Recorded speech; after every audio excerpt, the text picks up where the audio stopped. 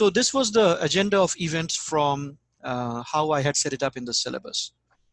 So today we'll be discussing, the need for visualization, some of the interfaces, getting started, an industry perspective, and we are actually discussing all of those as part of tonight's agenda.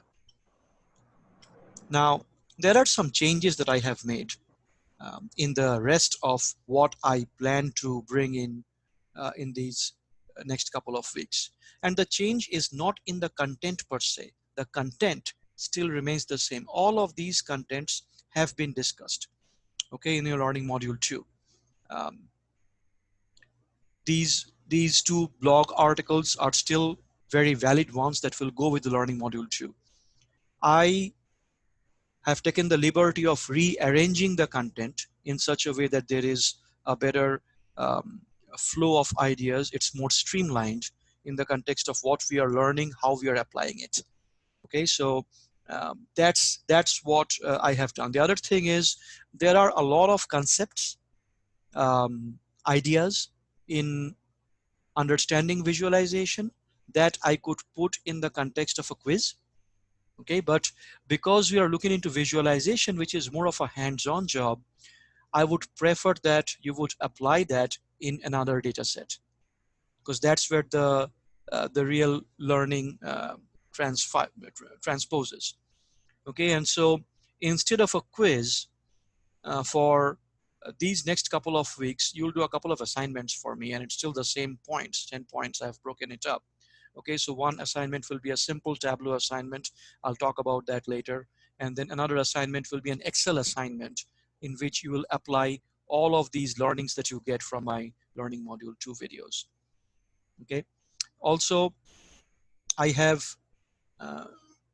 rearranged these two readings that you see here in the context of what we are learning. So as an example, the data visualization works and when it doesn't. It's a very exciting article because the article specifically looks into the overall process of data to information, and when you are trying to find insights out of that information, there are three broad areas that need to be checked off essentially. So one is you should be able to interpret the data. The data has to be relevant and it has to be unique. It should not be something that has been done in the past. Okay, so understanding your audience is critical in that process. And then there are multiple reasons for which you should visualize your data. So what we'll do is in the first week, we will actually do a Tableau assignment.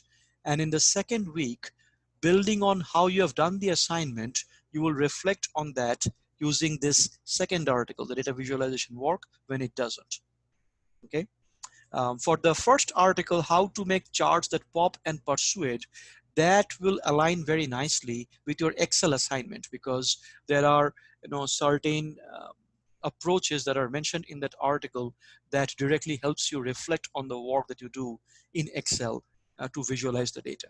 So I have made some subtle changes in how I want the delivery of these materials. The content again is unchanged. It's just the arrangement of the contents. And so the easiest way to understand the arrangement is to look at my learning module from Blackboard. Okay, so if I look into my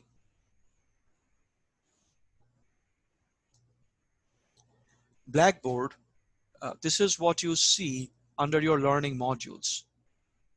Okay, and this is your learning module 2, data visualization. I'm going to read this out because there is some something to note from each of these lines that I have put in. So I want to make sure that we are on the same page. Everybody can see my page, right? The learning module 2 from Blackboard. Yes, no? Thumbs up, down. Noah, can you see my page? Yep, fantastic. So as I said, this module builds on the data visualization overview from week 3 session. And so this is what we are going to offer in the next few minutes. It deep dives into the methods of visualizing data in Excel, in R, and in Tableau.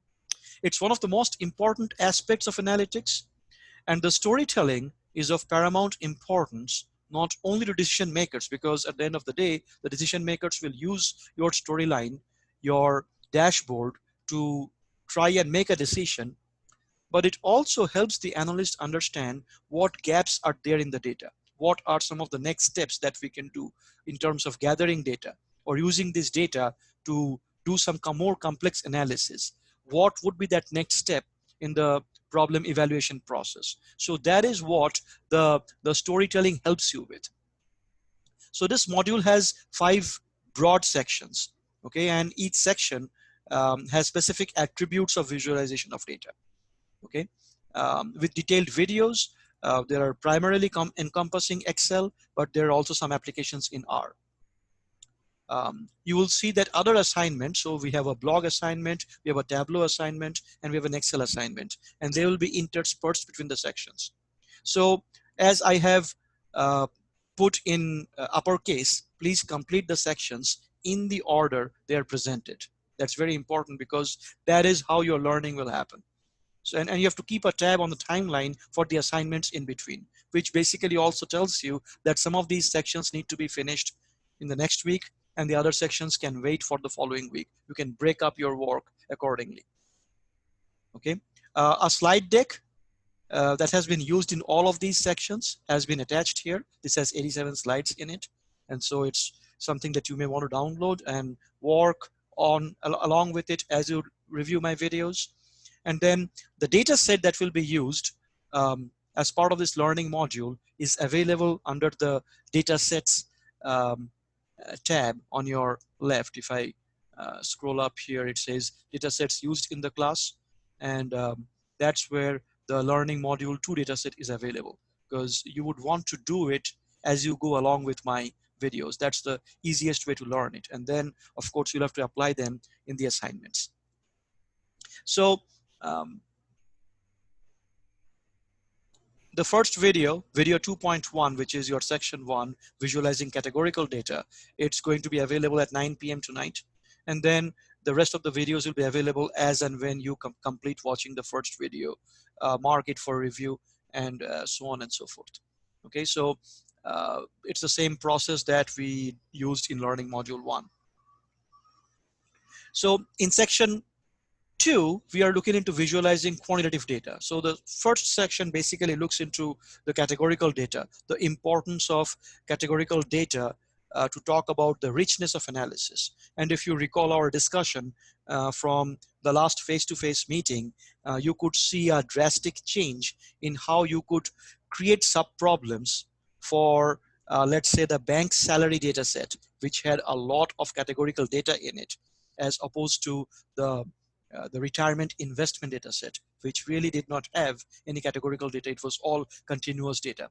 And so it makes a huge difference in the richness of analysis. And so that's something that is discussed. And also we talk about some of the typical charts that you can draw from categorical data, be it box plots, be it pie charts, be it two-way tables. A little bit about categorical data also. When it is used with continuous data, and sometimes you are able to use the categorical data and break up your continuous data representation in multiple categories and see how each category behaves, as opposed to looking at the entire data set, which basically sometimes tells you a better story. And so all of that is discussed in that first section. Then section 2 discusses visualizing quantitative data, and there are 3 parts to it. So the first part looks into discrete data specifically, so discrete outcomes. And for these sort of discrete outcomes, we look into how to go about creating the frequency table, how to go about creating the chart from there, and really it's a full Excel exercise, all the way up to managing Excel etiquettes, like we have talked in the prep videos. Okay, and in the second part, the 2.2b, we look into visualizing continuous data. So the only difference between discrete and continuous data is that the outcomes are no more a certain unique value. It could be anything between a range of values. And so that's where the idea of a histogram comes in, and how it is different from a typical frequency distribution. Um, and so that aspect is discussed. And then of course we look into what we define as the stem and leaf plot, which is a very dirty way of looking into a histogram, especially with small data sets. With big data sets, it doesn't work as well, and you don't need to, as long as you have the power of a software to actually draw the histogram. So um, but it gives you a very nice, what I call, smell test when you work with the stem and leaf plot. And then we also look into line plots, which kind of triggers uh, the seed towards a time series analysis. This is what we would use later on into time series regression and so on and so forth. So in essence, when you're talking about a line plot, typically the x-axis of that plot is time, and you're trying to see how your measurable moves along with time. So that measurable can be stock prices, that measurable can be profit margin, that measurable can be internal costs, whichever way you want to look into it. Okay, so that's what is discussed there. And of course, all of these applications in the context of Excel have also been discussed. Now, the Tableau assignment, and I'll discuss this in the second session, is something you should start working on in parallel. And I've mentioned this in the assignment. It's a 3-point assignment.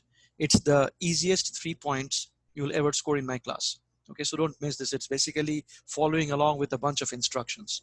Okay, so but it is due by 5 p.m. of next Tuesday. Okay, so make sure you plan diligently, work in parallel along with watching these videos to start working on that assignment. A lot of that will make sense from our discussion in the second session today. And so you can build on the second session discussions, which of course will be recorded, and um, create that assignment. It's a very simple assignment, as I said. The instructions are provided to you, and so it should be a very straightforward process. And then comes section 3, where we start looking into visualizing relationships between data. So this is where we are getting more and more closer to reality, because in reality, a data set does not include a single column of data points.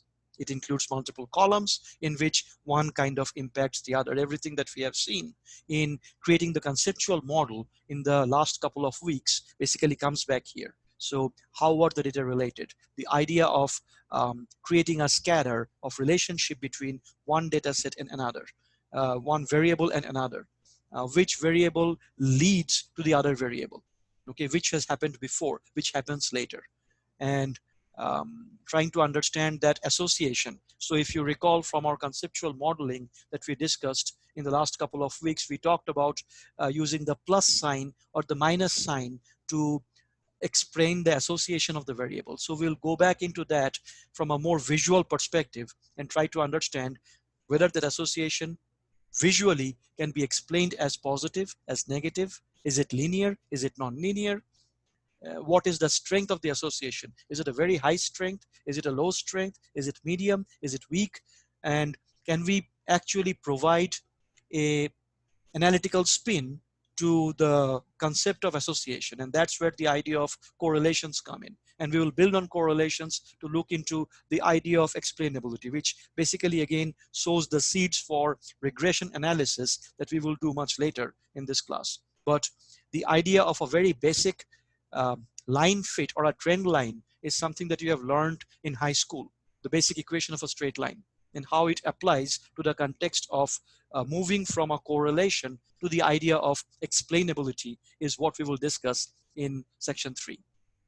Now, in section 4, then we will introduce some of the summary statistics, and not all of them, because learning module 3 will heavily discuss just the idea of variability, or as we call sigma.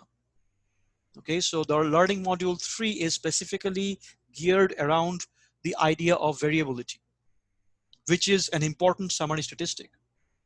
And then that will lead us to explaining what we define as z-tests. And so we'll look into that in learning module 3. But what I am talking about in video 2.4 or section 4 are some of these basic measures that we all live with: the mean or the average, okay, the median of a data set, what makes them different, okay, which basically leads us to the final section, which is outliers. And it is a very interesting section because this is something that we all have to live with as analysts. When we deal with data, there will always be outliers in the data set, be it very high values, be it very low values. Okay, so this video discusses two aspects. So the first aspect is ethics in managing data. So the underlying question is, should I or should I not include outliers in my data set? Well, oftentimes that depends, and there is a conflict of interest. If the outlier jacks up my summary measure or my average in a positive way, then I would include that outlier because that's what I'm trying to report and make a name for myself. If the outlier, brings down my average in a bad way, and I want that average value to be high, then I'd be cautious about using that outlier. That's what the human mind thinks. That's how the human mind thinks. And that's where the idea of ethics comes in. And when it comes to managing data with ethics, I have a one-liner for you, which is, let the data tell its story. Not your story, its story. Okay? So whatever the data is, let it tell its story, not your story. When you let the data tell your story, then you have already massaged the data. That's where you are asking yourself, is this outlier going to be favorable for me or not? Okay, so that's where the ethics aspect comes in, and it's quite interesting. And then we will look into identifying whether just because a number has a larger magnitude or a smaller magnitude, can we call it an outlier? Is there an analytical way of actually identifying whether a number in a data set is an outlier or not? So that's where we will look into box plots. We'll also look into what outliers mean in the context of a relationship. So if you look at a single column of data, the one that has the highest value, which is way different from the rest, can be defined as an outlier. But when you look into relationships of data into a scatter plot, that's when the idea of an outlier can be entirely different. Okay, and so that's where we come across terms like confounding, lurking, and so on and so forth. Okay, so after you have completed all of these sections, that's when you should complete the Excel assignment, which is assignment 2B. And this assignment will really help you practice the use of Excel in visualization of data as you have learned in the learning module. And I want you to exactly replicate what I have taught you in the learning module in that assignment. The assignment will be available to you only after you have reviewed all of these videos. Okay, so the directions are very specific there. Read the instructions carefully. The HBR article on how to make charts that pop and persuade will also be utilized in that assignment from the point of view of reflection. And so you will do that as part of the assignment. Now, if you recall, we talked about the Tableau assignment that's due next week, September 8th. So the Excel assignment and the blog will both be due September 15th. The Excel assignment is already available, and that again, the availability on your end depends on how fast you can finish watching all of these videos, digest them, work alongside and complete them. Once you complete all of those videos, your Excel assignment is available. The blog assignment by default won't be available till next week because the blog assignment builds on your Tableau assignment that you complete for next week. So the blog assignment, you'll be addressing your thoughts around the HBR article when data visualization works and when it doesn't. And so this will be based off of what you have done with the Tableau assignment. So that will be opened up next Tuesday. And so it'll be due 2 Tuesdays from now. So that's essentially how I have rearranged the content of what you see in the syllabus. And so you would want to refer to this learning module in your Blackboard to ensure that you know what the deliverables are. And in essence, the whole idea of this is to ensure that you follow this to the T, step by step. Okay, don't go ahead of this process. Don't keep one of those sections aside and do the other section, because they're all connected. And they were designed to ensure that your learning is maximum from this process. Okay, so with that, I would want to get into a very special, let me actually first show you what I am looking at. Hold on a second. So if you go under the course content datasets used in class on the left tab, if you click on that, um, just a quick couple of issues here. One is you see the learning module 2 dataset. Okay, so this is the one that you will be using alongside the learning module 2 videos. This is what I have used there, and so you can work alongside with me as you are reviewing the videos, and you can populate that Excel file and complete the learning there. And so that data set is available here under datasets used in the class. I hope some of you had a chance to review the Tableau prep folder. I'll talk about this again in the next session tonight. But this has links to download Tableau. It has an exercise to do along with instructions and see the power of visualization, which basically is your assignment. And then it has a test file to practice. And then we will talk more about this in the next session, as I said. And then you see something called week 3 data sets. So it has a data set called music sales that we will discuss in the next session. But it also has a PDF data report called video games. Okay.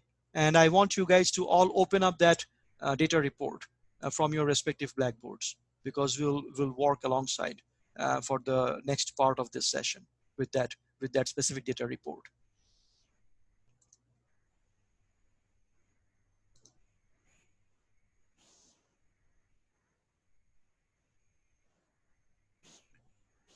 So this is your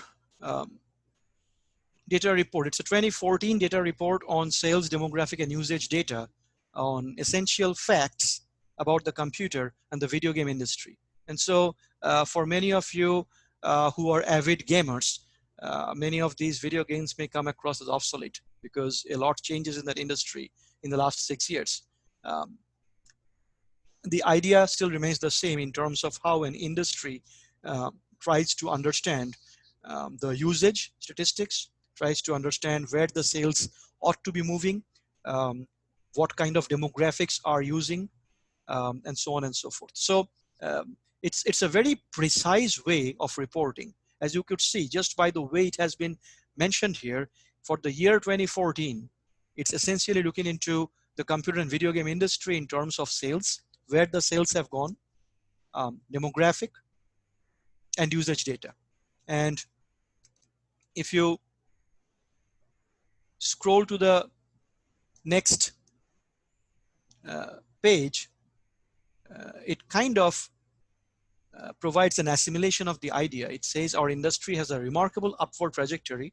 Computer and video games are a form of entertainment enjoyed by a diverse worldwide consumer base that demonstrates immense energy and enthusiasm for games.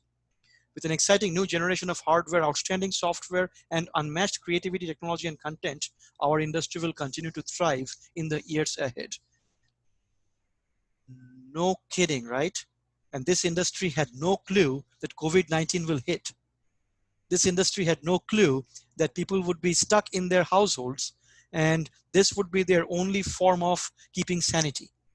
And so this industry has grown in leaps and bounds. If you have stocks from any of the EA association stocks, then you are a rich person over the last 6 months, because their stock prices have quadrupled globally, given the idea of being isolated at home and having some form of outlet to get your energy out. And it has never been more relevant than today's environment, that this industry has enjoyed so much than many others.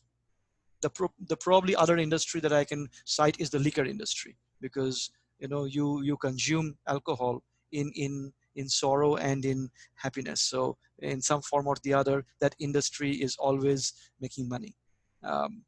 In fact, during the last decade's meltdown, of economic meltdown, the one industry that made a tremendous profit is the single malt Scotch industry, primarily because their numbers continued soaring because of depression, and that's the fun with alcohol. Oftentimes, people use it as an alibi um, for good times as well as for bad times. So these are some of the industries that have a tremendous opportunity to thrive in the years ahead. But what you want to take away from the first page when it talked about the sales, demographics, and usage is who are using this, to what extent is the usage, what times are those products being used, by product category can we identify where the uses are, and then once we have identified those on the sales side, how do the numbers look? How can I as a salesperson get that data and tell myself what is my next strategy going forward? Where am I weak? Where am I strong? Where do I need to bring in more resources, and so on and so forth? So uh, if you recall, in the last couple of weeks, we talked about setting up or formulating a problem statement based off of the data that you would collect. And if you look at this report, if you go to the next page, this next page says what's inside because it's a report. But in essence, you can really connect this back to creating a broader problem statement, which is what this part is taken into consideration. Okay, so who is playing? This is from a demographic standpoint. These are the broader state questions that are being asked. Who plays computer and video games? And then who buys computer and video games? There's a little bit of a difference between those two actions. Those are the very broad aspects of the critical question that is being asked. And then what you see below here are what we had defined as the subsets in our discussion from the last couple of weeks. Okay, so once you have an overall 30,000 foot view understanding of who is playing these video games, who is buying these video games, then you start asking the more specific questions, which go into what types of online and mobile games are played most often. Okay, how many games play on a phone or a wireless device? Okay, how many gamers play game with each other? Okay, what is the relationship between parents and games? Do parents actually play games with their children, or parents let children alone in what they're playing? Okay, so how is the parental dynamic along with this game? And then do parents control what their kids play? Okay, to what extent do parents control that? And then something that was very interesting was the top reasons that parents play with their kids. And so they had to gather this data. But the point I'm trying to make here is what you see here is how you formulate a problem. So when they're trying to understand how their industry is behaving, this was the first piece of the puzzle. Based off of this, now they went out, they surveyed people, they surveyed consumers along question lines, the answers to which would help them answer these questions.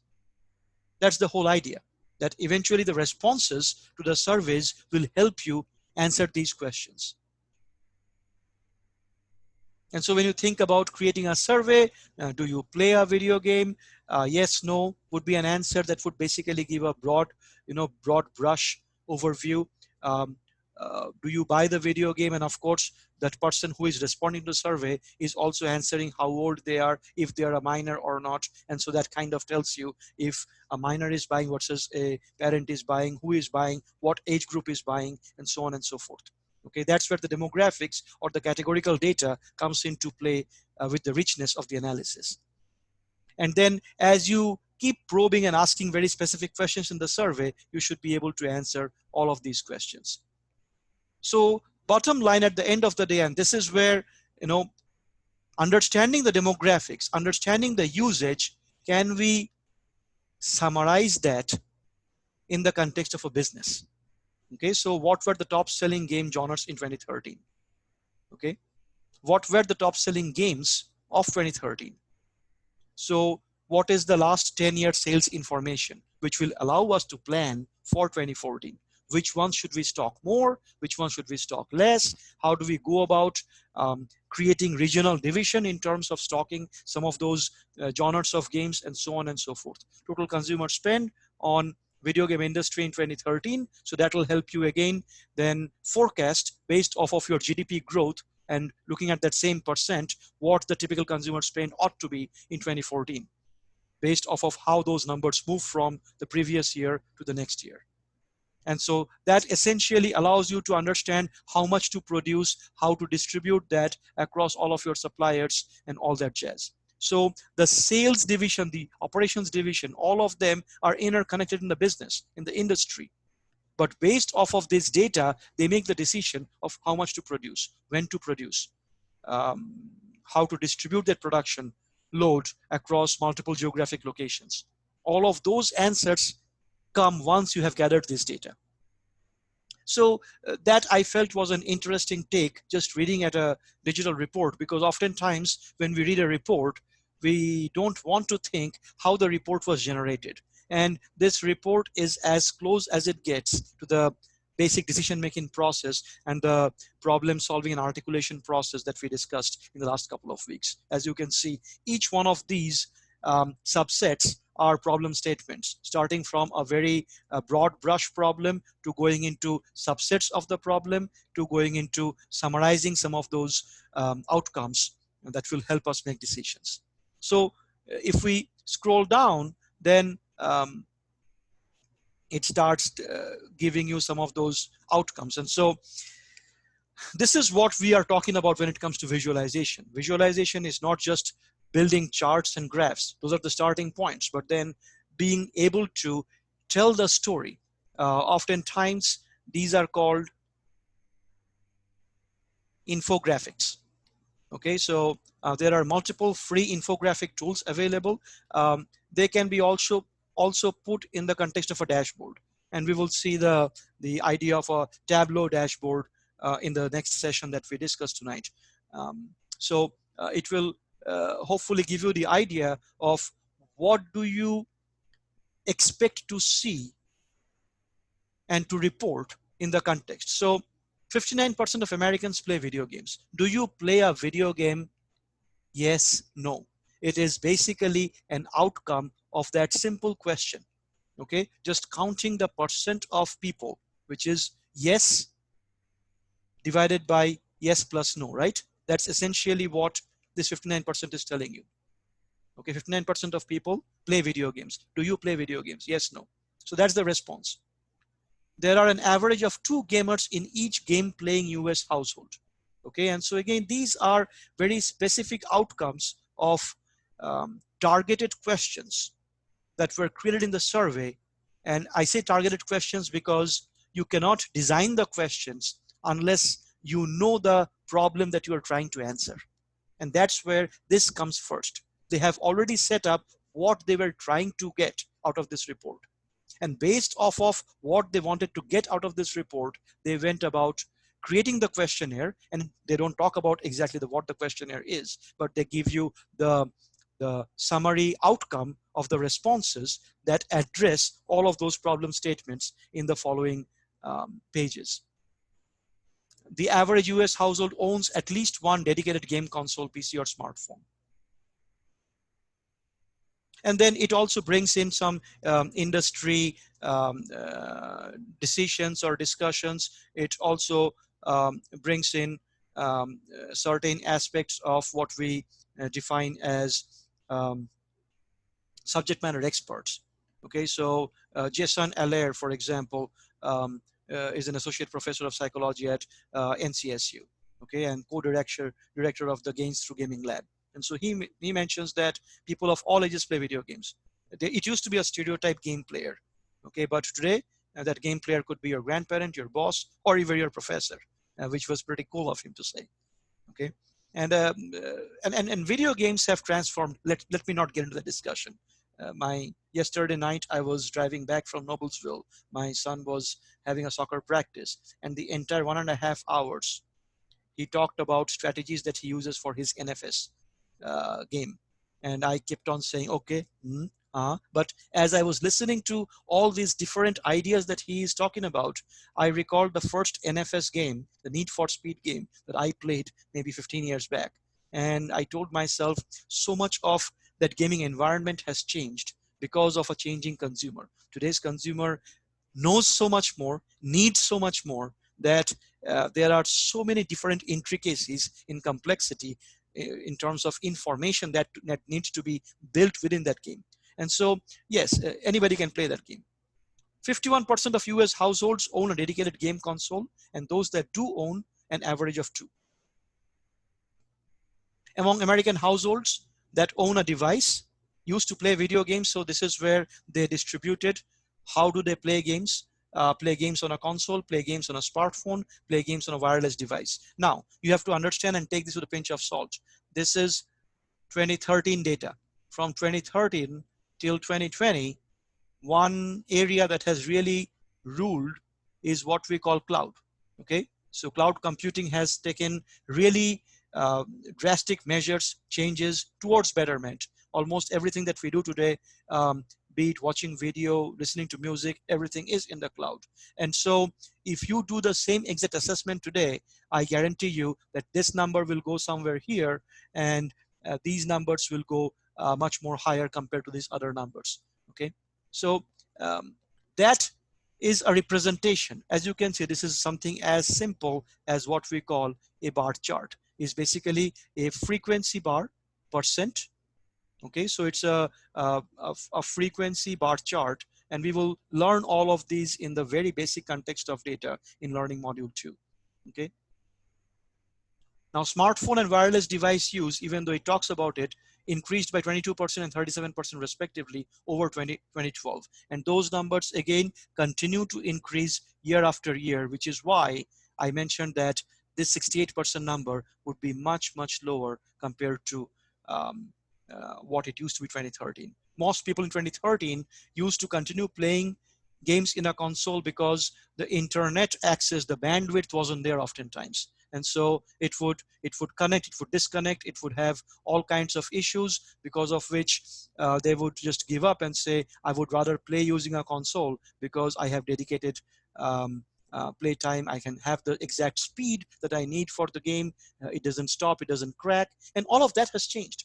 The idea of bandwidth has changed so much in the last 6 years that these numbers are bound to change. Average game player is 31 years old. Wow.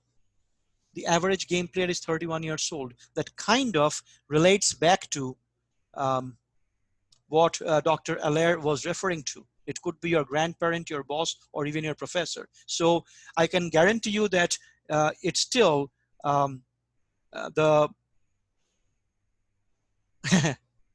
well, let me take that back. Okay, you would want to assume that most gamers would be in the lower age limit, but that average cannot be 31 unless there are some upper age limit people, and we talked about that just a few minutes back as outliers who would pull that average towards those outliers. And lo and behold, look at the distribution of the age of game players. 29% under 18 years, 32% 18 to 35 years, 39% 36 plus years. This has the highest range compared to all the others. And this is a very simple pie chart. This is what we define as a pie chart. This is 3 different pieces of the same pie. Okay. And a pie chart doesn't have to always be the best representation. You will read this in the HBR article that even for something as simple as this, it is not always easy unless I am reading this, unless I am looking at these numbers. It is not easy for me on face value to say that this specific piece of the pie is larger than this piece of the pie. It is not easy. It is so much easier if I can represent this in a bar chart. Then it instantly shows up. And so use pie chart with a pinch of salt, because pie charts under these circumstances, and again, there are pie charts that you can use that are separated. So a separated pie chart forces you to look into both the pieces of the pie separately. And that can probably be an easier option than looking at a pie chart that kind of is connected. And so use pie charts with caution. As much as we have spent some time on discussing pie charts in categorical variables, pie charts do not always send the message. And that should be your first and foremost thought. How do I send the message across in a clear and concise way? Everything else follows from there. How I represent my data follows from how do I want to clearly represent that data. And this is what I go back to my face-to-face discussion from last week. I was having this discussion that it is an art first, then it becomes science. Okay, the science is the application of art. If you can visualize that in your mind, that this is how I want to represent my data, then you go about trying to use the software or learn a software that helps you represent the data exactly in the way you want it to so. Okay. 52-48, quite close in terms of males versus females. Women age 18 or older represent a significantly greater portion of the game playing population, that is 36%, than boys aged 18 or younger.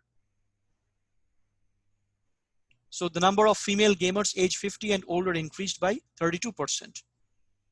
So again, you can see, going back to the previous comment by the professor, that it is no more connected to just the younger generation. Gaming is for everybody. The average number of years gamers have been playing video games, wow, 14. Who buys computer and video games? The average age of the most frequent game purchaser is 35. Why is this data important? Because this allows you to understand the head of household concept. Okay, normally the head of the household is always in charge in buying video games. That thing also has drastically changed. You know, we work with kids all the time. We give them incentives. We create specific, you know, pseudo bank accounts for them. They don't really have a bank account, but they have money, and they earn that money, and they can use it in whatever way they want. And so there is a lot of more control on kids today than it used to be before. Of the most frequent male game purchasers, look at this, males and females, there is no difference. And I would again argue that, and I don't want to go into the debate of which one I'm trying to refer to, but of males and females, there is one group that would purchase games for themselves. There is another group that would purchase the games for their children. Okay, and still, because the purchase has been made by a male or a female, that is what has been recorded.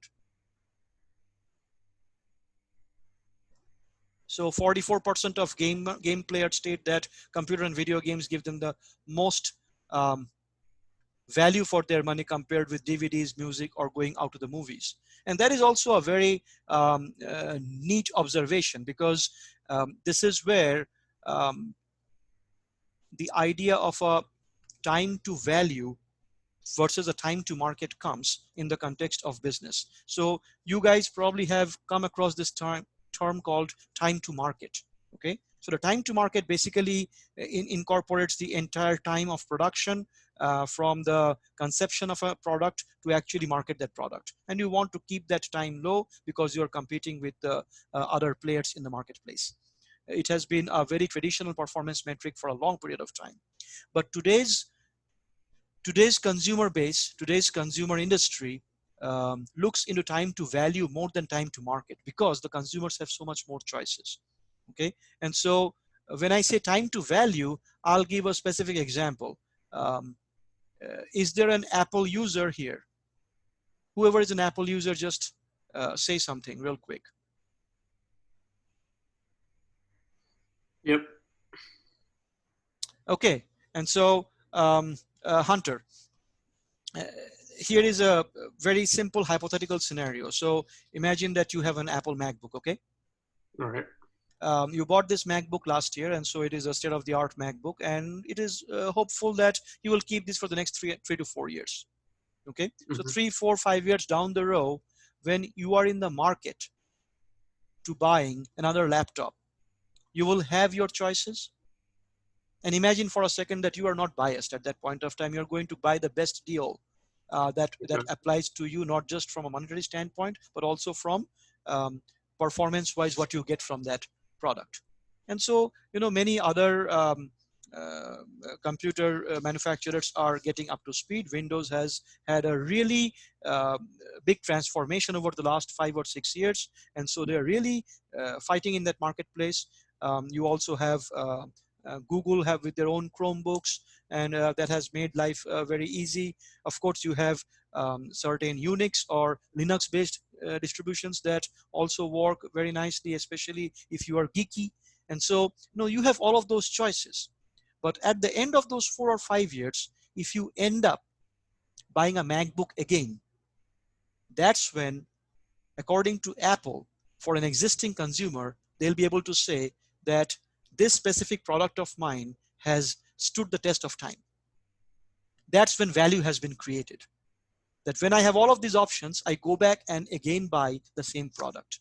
And that's where the idea of value comes in. And so it is beyond doubt that for a game and the way the video games are designed, when you install the video game, it has so many levels that initially you have to master. It's a natural process in it. You master those levels, you buy parts, you do all kinds of stuff, and you get better at that game. And eventually, once you have taken care of all of those levels, then you start maybe going online and start showcasing how good you are to the rest of the online crowd, and so on and so forth. And this can take a certain amount of time, and every time you are using the video game, it is still an extra amount of value that's being added. And that is so much different from buying a DVD. And I have been an ardent buyer of DVDs and video cassettes all my life, but the kind of person I am, if I like a movie, I'll watch it many, many times. But my wife is entirely different. She will watch a movie once and she hates it when I turn that movie on again. Okay, so for her, the value has been established the one time the movie has been watched. Okay, going out to the movies, and so all of those are one time, or oftentimes the value is diminished. But with video games, the value does not diminish. And even if you have completely played and become a master of it, the value proposition comes in multiple different angles. Now you invite a friend of yours to your place and you guys play together, so that now you can show off how much better you are than your friend. Or you have a very rude awakening that your friend is so much better than you. Okay, so all of those are still creating that experience and continues to add value. And so that is why this industry is so much different from the rest. 48% of gamers rate quality of game graphics, an interesting storyline, a sequel to a favorite game, or word of mouth was the most important factor in their decision to purchase a computer or video game. I can't tell you how genuine this is, especially watching my kids play Need for Speed. And thinking about how I played Need for Speed in the early days of when NFS first came in, there was no storyline, just a bunch of cards you go play against each other. And now the storylines are so much complex. There are people that are helping you navigate a certain city.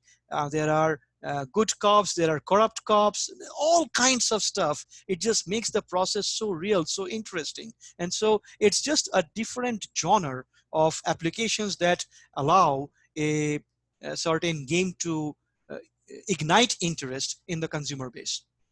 Of course, price is very important, but that price is continuously decreasing as we move on.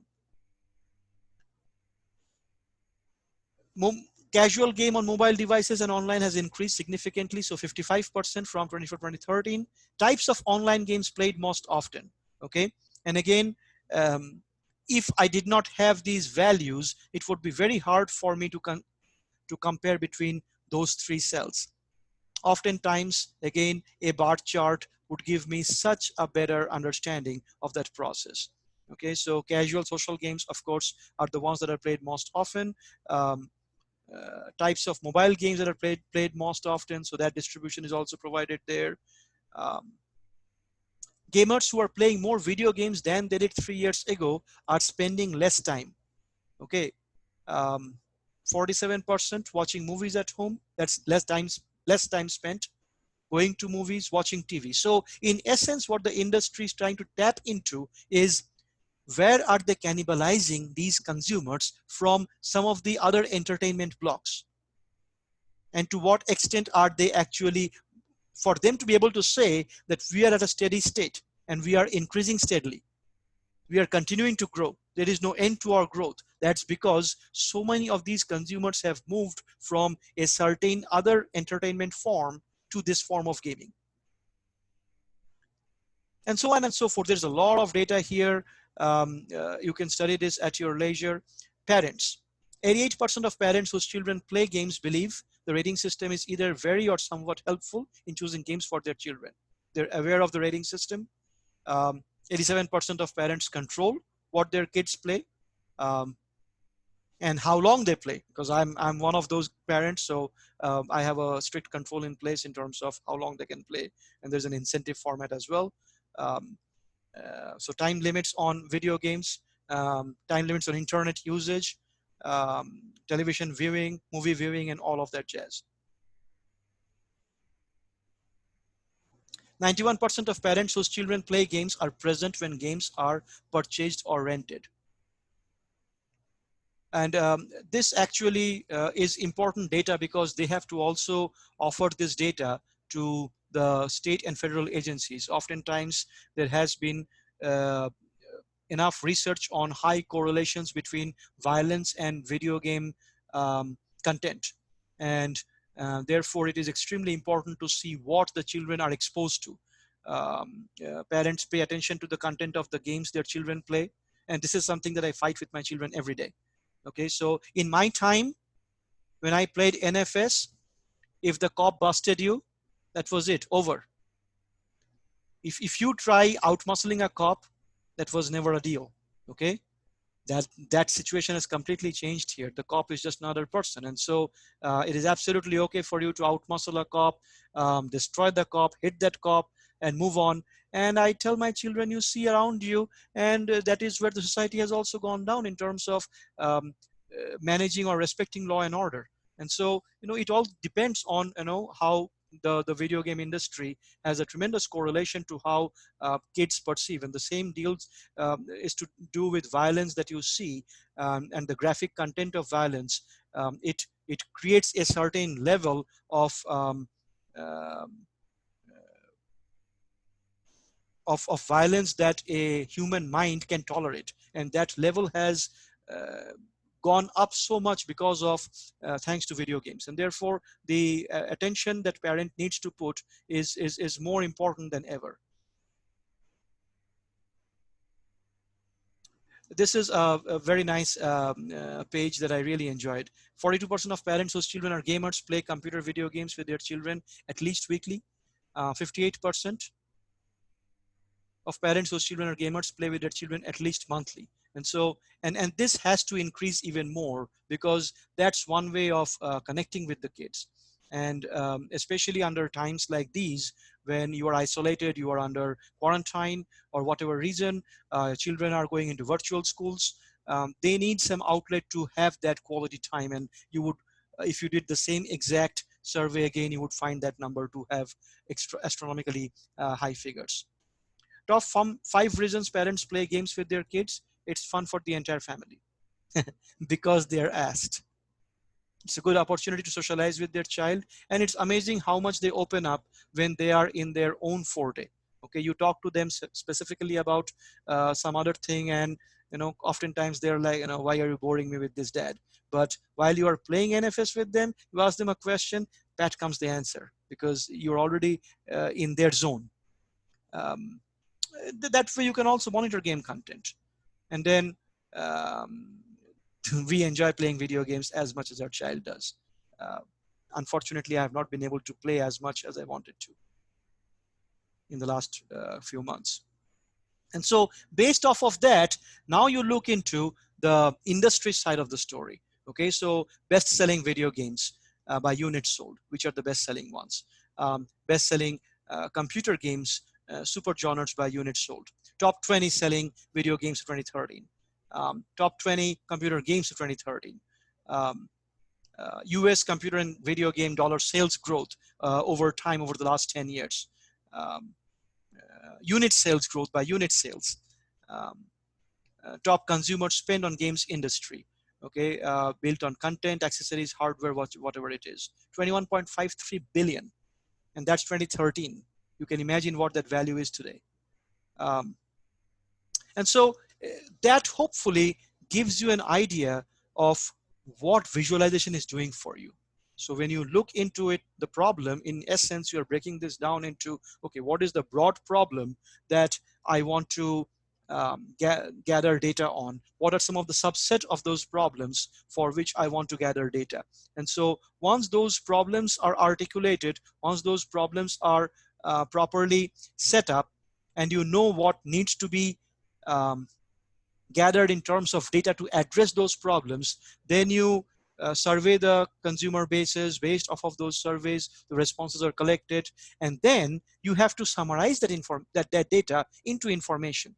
And this is what that summary looks like. And this is just one way of looking into it. As you can see, there are some of those bare bone essentials like the bar charts, the pie charts, and all of those incorporated therein. But there are also some what we define as infographics that kind of lays it out loud for you to understand, what's going on, where are we headed.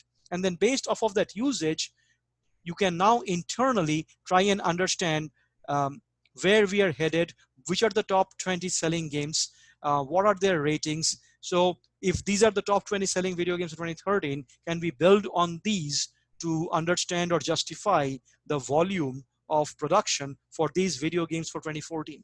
And so those are the questions that you want to internally answer before you go into production. And this is where the sales team, the operations team, they join hands. But at the end of the day, they can't do anything unless there is a decision made that is data driven. And this is a perfect example of using data which is coming directly from consumer feedback to make decisions to ensure that the following year is even more profitable for this industry.